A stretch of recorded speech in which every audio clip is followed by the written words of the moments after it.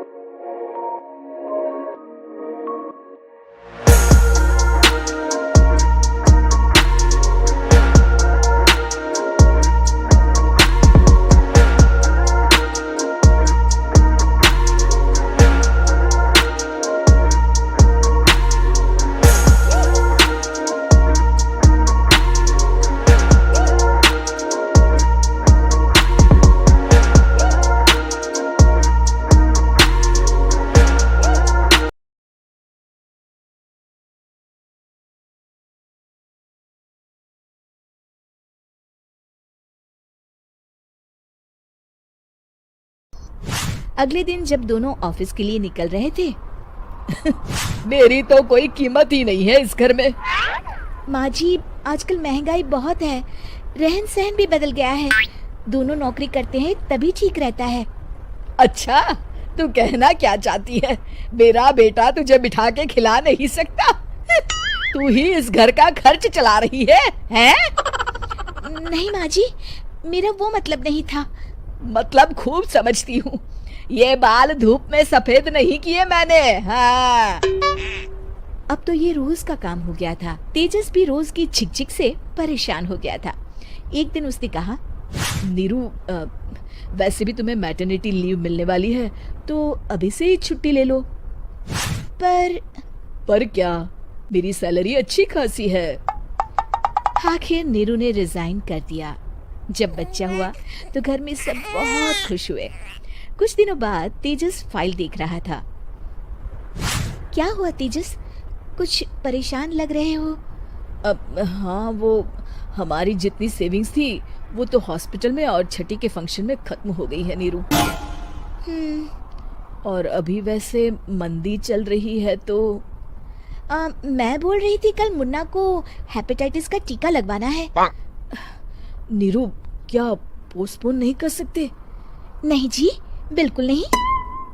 अब तेजस को समझ में आ रहा था कि उससे गलती हुई है। पैसों की कमी का असर घर के माहौल पर भी पड़ रहा था। अगले दिन, बेटा मेरा चश्मा और ये दवाइयाँ ले आना, पर्चा देते हुए माँ जी ने कहा। जी। तेजस, मुन्ना के लिए दूध का डिब्बा और डायपर भी ले आना, और ये किराने के सामान की लिस्ट है, इसे भी लाना है। तेजस गुस्से में लिस्ट मरोड़ कर फेंकता है और चिल्लाता है, पैसे क्या पेड़ पर उगते हैं? ये ले आना, वो ले आना। अरे पर ये जरूरत का सामान ही है। वो गुस्से में बिना कुछ कहे ऑफिस चला गया।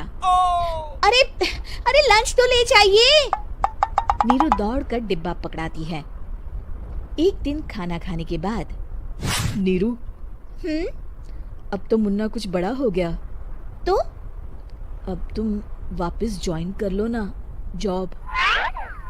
पर इस रिसेशन में जॉब मिलना बहुत मुश्किल है। ट्राई तो करो। फिर मुन्ना? माँ जी है ना, और एक फुल टाइम मेड भी लगा लेंगे। पर माँ जी, उन्हें तो पसंद नहीं।